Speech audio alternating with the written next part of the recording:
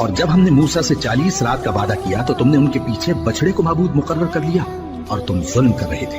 پھر اس کے بعد ہم نے تم کو معاف کر دیا تاکہ تم شکر کرو،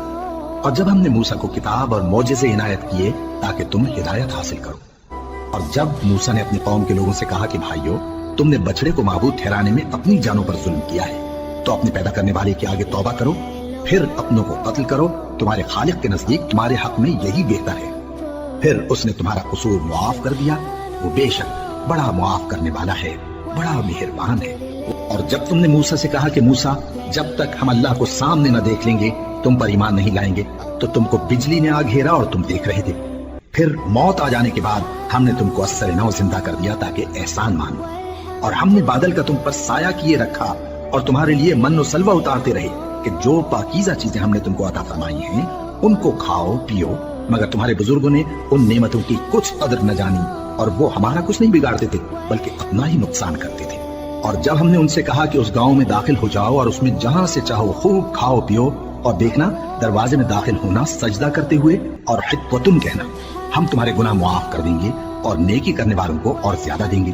تو جو ظالم تھے انہوں نے اس لفظ کو جس کا ان کو حکم دیا تھا بدل کر اس کی جگہ اور لفظ کہنا شروع کیا، بس ہم نے ان ظالموں پر آسمان سے عذاب نازل کیا کیونکہ نافرمانیاں کیے جاتے تھے۔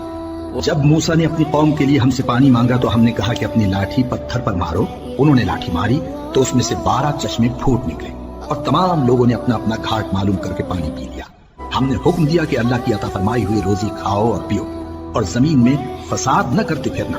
اور جب تم نے کہا کہ موسیٰ ہم سے ایک ہی کھانے پر صبر نہیں ہو سکتا، تو اپنے پروردگار سے دعا کیجئے کہ ترکاری اور ککڑی اور گیہوں اور مسور اور پیاز وغیرہ جو نباتات زمین سے اگتی ہیں ہمارے لیے پیدا کر دے۔ انہوں نے کہا کہ عمدہ چیزیں چھوڑ کر ان کے بدلے ناقص چیزیں کیوں چاہتے ہو؟ اگر یہی چیزیں مطلوب ہیں تو کسی شہر میں جا اترو، وہاں جو مانگتے ہو مل جائے گا۔ اور آخر کار ذلت و رسوائی اور محتاجی و بے نوائی ان سے چمٹا دی گئی، اور وہ اللہ کے غضب میں گرفتار ہو گئے۔